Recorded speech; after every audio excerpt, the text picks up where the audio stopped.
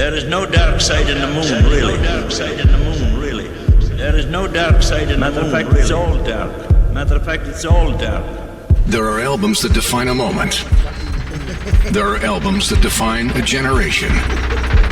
But so rarely is there an album that defines music, humanity itself. Welcome everyone, one and all, to the Circle, as we celebrate 50 years of Pink Floyd's masterpiece. We were doing a lot of things with tape loops and curious sounds and sound effects. An album that not only plays, it breathes, feels, and transcends the very fabric of time and space itself. But that's basically what they were doing. They were, in a sense, they were giving you a preview of the sound pictures of the future. Let the light shine in. Let the rainbow shine out. We'll see you on the dark side of the moon. The GOAT.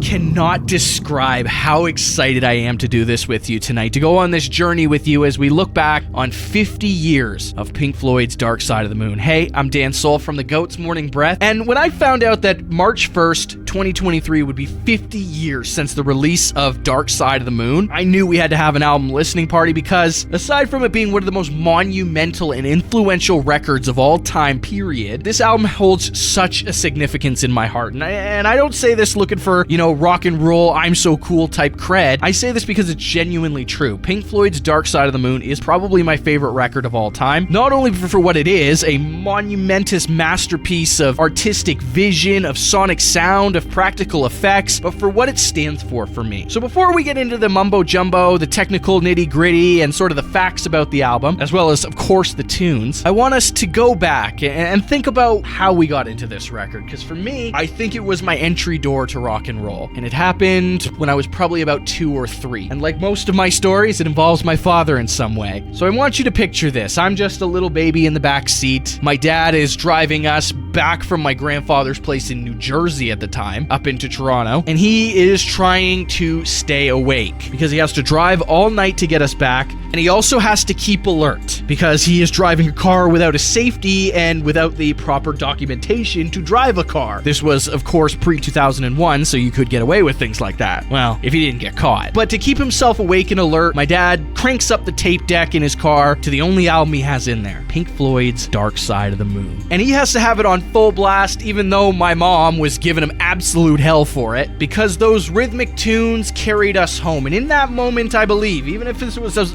unconscious as it is, that those sounds from that album carried me to the start of my rock and roll journey. It opened the door. It expanded my mind beyond what I probably knew as a small toddler, which was Sesame Street and books on tape. All I know is I've listened to that album 1,000 times since that day, and every single time it feels like I'm right back at the door again, ready to, without sounding pretentious, transcend the very rock and roll universe. So tonight, I want you to think about your own stories as to how you got into Pink Floyd's Dark Side of the Moon, what this record means to you, and where it fits in your musical journey. As we start the record off with its very first track, a double side track comprised of Speak to Me and Breathe in the Air. Kick back, relax, breathe, and let's get into 50 years of Dark Side of the Moon, one of the most influential records of all time.